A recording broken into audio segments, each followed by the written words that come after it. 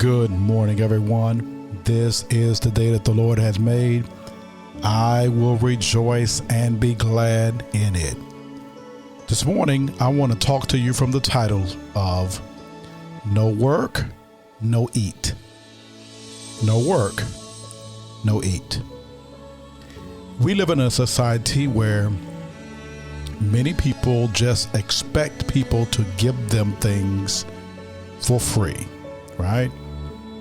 We expect everyone that are around us, we expect them to just give us what they're supposed to give us for free, right? We expect our wives to just cook those meals for free. We expect the husbands just to pay the bills for free. We actually expect everyone around us to do things for us based simply off of their title. Like, okay, so you're the husband, so you just better do this, or you're the wife, you better just do this, or your title is elder or deacon or pastor, so you just better do this. But I want to teach you that there's a principle behind all of that that's a little deeper than what most people think of. You can only eat from areas where you have worked, okay? It's impossible to expect to eat from a garden where you have not sown seeds, right?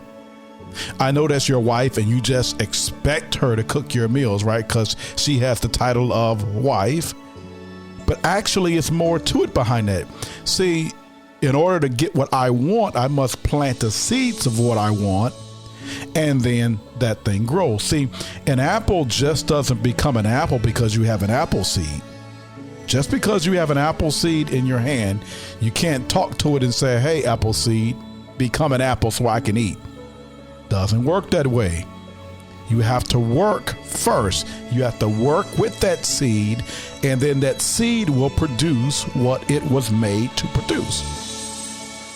I guess what I'm saying is I think sometimes we take for granted the great people that God has put around us. We just expect them to do everything they're supposed to do for us just based off of their title. You the husband, so you just better. No, it doesn't work like that, because you can't eat from a place where you have not worked. No work, no eat. Let me show you in the scriptures, because I know if you're like me, you want to hear what the Bible has to say about it, okay? 2 Thessalonians chapter 3, verse 10. Paul said, even while we were with you, we gave you this command: those unwilling to work will not get to eat. Those unwilling to work will not get to eat. Now, I know you're saying, Pastor, how do you compare that? Well, he's laying out a principle that he's saying that while I was in your church, he said, I ate the food that you all had. He said, but I worked for it. He said, I just didn't expect you all to just feed me.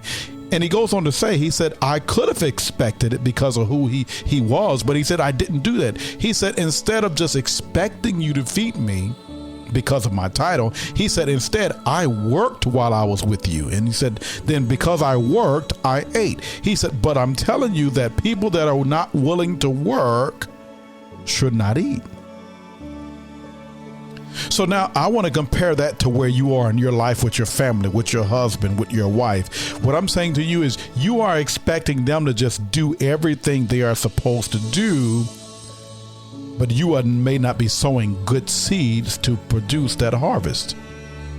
You see, if you want your husband to love you and treat you right, then you must love him and treat him right. If you work, then you eat. If you don't work, you don't eat. Everybody see the connection?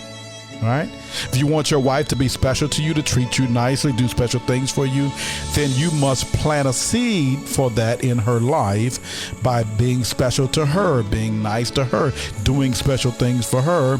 Then, because you've worked, now you can eat. Now you can expect the return. I hope you understand what I'm saying today. No work, no eat. Stop expecting to eat with people who you have not worked with. Stop just expecting just because they have a certain title, then therefore you are entitled to their efforts or their harvest. Doesn't work that way. You must plant good seeds for what you want in life. No work, no eat. Well, go out today and conquer your day. Don't let your day conquer you. We love you so much.